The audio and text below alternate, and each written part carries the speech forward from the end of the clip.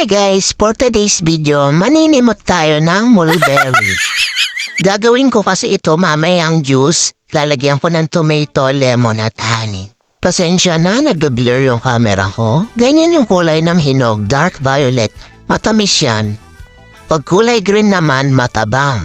At pag kulay red na siya, maasim na. Naninimot lang ako ngayon kasi wala siyang ganong bunga, hindi pa kasi season. So, ayan, ganyan lang karami ang napitas ko. Pwede na yan. Isasama ko mamaya sa gagawin kong juice. Hinugasan ko muna para malinis.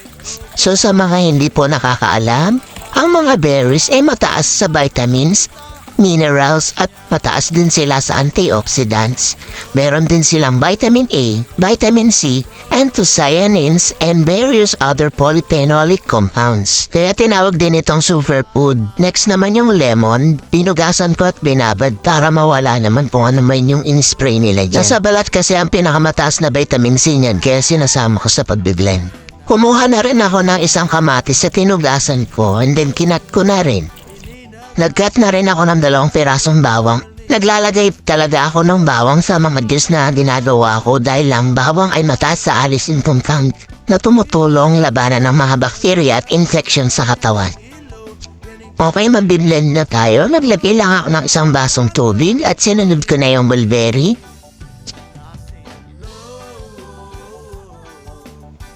Next naman yung balat ng lemon. Oy, malinis yung kamay ko naghugas ako. Sinunod ko na rin nga yung hiniwa kong 1 pirasong kamatis. Nakalimutan ko palang videohan yung paglagay ko ng bawang. So ayun, natapos na sa pagbiblend, kumuha na ako ng strainer at sinala ko na. Pagkatapos ay nag-cut na nga ako ng lemon. Kaatasan ko kasi yan, tapos yung juice niya, yun ang imimix ko dun sa binlend ko. Para hindi pangit yung lasa, talagang malalasahan mo lang ay lemon juice. Ito nga pala yung honey na ginagamit ko bilang natural sweetener, hindi ako naglalagay ng asukal. Tunay na honey yan kaya kailangan mo talagang haluin na mabuti para matunaw siya agad. Nag-add lang ako ng 1 basong tubig. Naglagay na rin ako ng yelo. Sobrang sarap nito guys, lasang lemon juice. Hindi mo malalasahan yung iba. Hindi mo malalasahan yung garlic, yung tomato, o yung mulberry. Basta, lasang lemon juice siya. Kasi nga dahil sa lemon peel at honey. So, ganyan lang po gumawa ng powerful antioxidant everyday na smoothie. So, ganyan po ang iniinom ko after kong mag-fasting. Kaya mahalaga din na may honey ka sa bahay kasi lahat ng prutas na gusto mong gawing juice, magagawa mo na. So sa mga nagtatanong po kung bakit ako nagpa-fasting, ang fasting po kasi ay malaki ang benepisyo sa katawan. Naglagay na nga rin ako sa tumbler ko. So yung benepisyo kasi ng fasting, parang ang cellphone na na-restart.